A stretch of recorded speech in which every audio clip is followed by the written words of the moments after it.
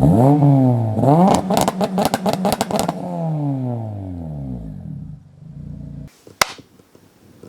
back to another video.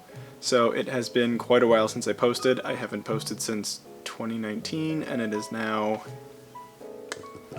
March 3rd. So this is part 3 of a 3-part series sort of my car being hydrolocked. So if you have not seen part 1 or part 2, I'm just going to quickly recap you guys. You can also check up top.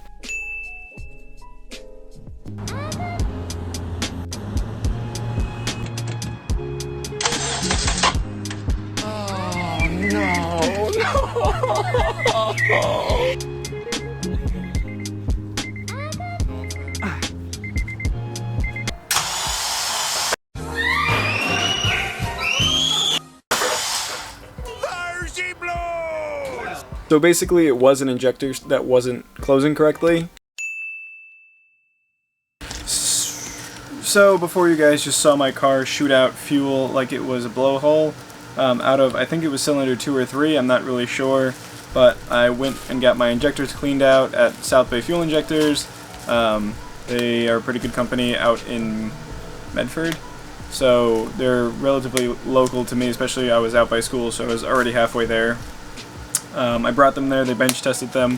One was stuck open, they cleaned them all out, I got some new pigtails, so the car is ready to go back together. I'm just going to put this all in, make sure it starts, make sure it runs, make sure that that was the only issue and that it didn't mess anything up in the process. No valves were hurt or like anything else like that.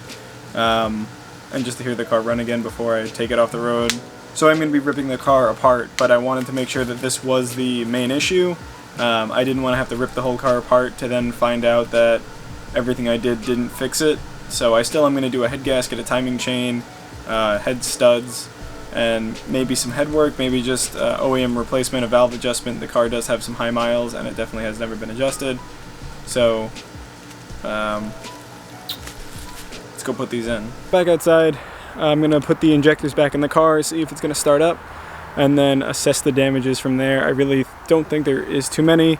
I might have bent a rod because of the compression of a hydrolock, but I'll have to inspect that when I take the engine out later this winter. So I'm just going to reopen up the garage, got to back out the old Pontiac, and then turn the heater on because it is freezing outside.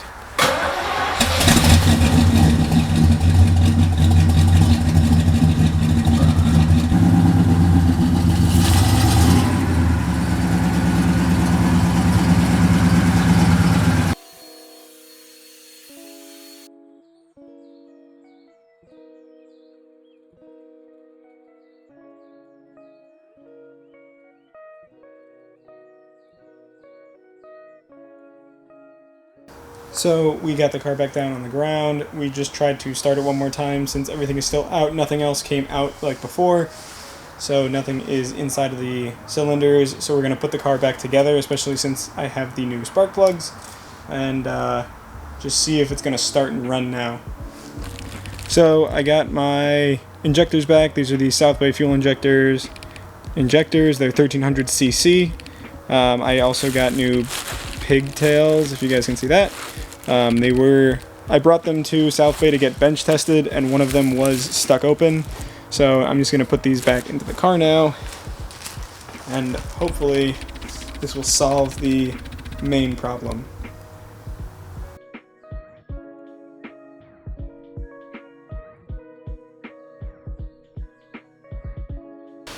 So as you guys just saw, I put the injectors in. I'm about to put the spark plugs in. Just have to find the spark plug socket. I'm not sure where I put it. I also do have the battery hooked up to a charger right now because it did die. It has been out here for a while. It didn't die, but it didn't have enough power to probably start it. So as I'm doing this, I'm just letting it get some more juice.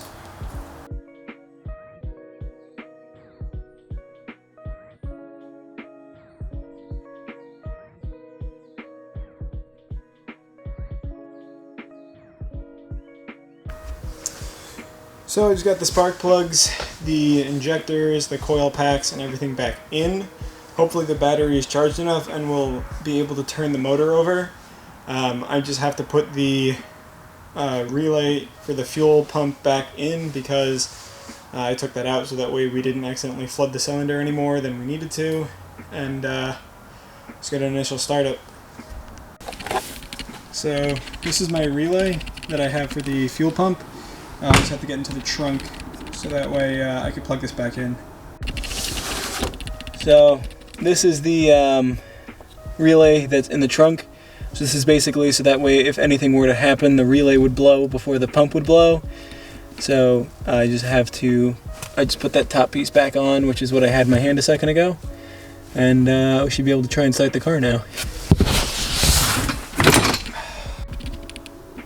So what I'm going to do too is just turn the key to prime the pump to make sure that this is going to get pressure, so that way I know it's going to send fuel. So I'm just going to make sure that the relay is working properly quick.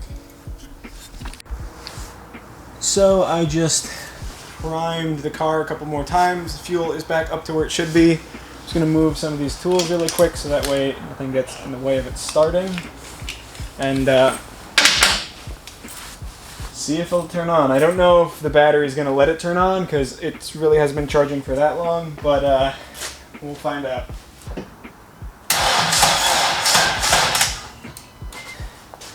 I don't think that was an issue with the car still being messed up. That was just that the battery is not charged enough. So I'm just going to let the battery charge up a little bit longer before I try and start it again. So I just put the jump pack on the car so that way it'll just start. I don't want to have to wait for the battery to be charged because that might take forever. So I'm just going to jump the car really quick, make sure that it starts, and then I can trickle charge it and make sure the battery doesn't die.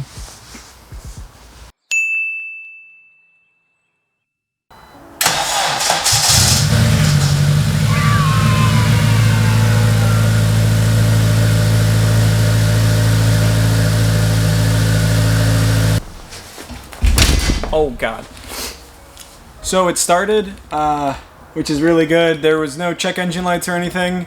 It was definitely sounding a little weird in the beginning because it had absolutely no fuel inside of it, and it hadn't been run since like the first week of November, and we're into like the second week of December right now. So it's been about a month since it's been sitting, so it's a super cold start. It's also like 20 something degrees out, 30 something degrees out.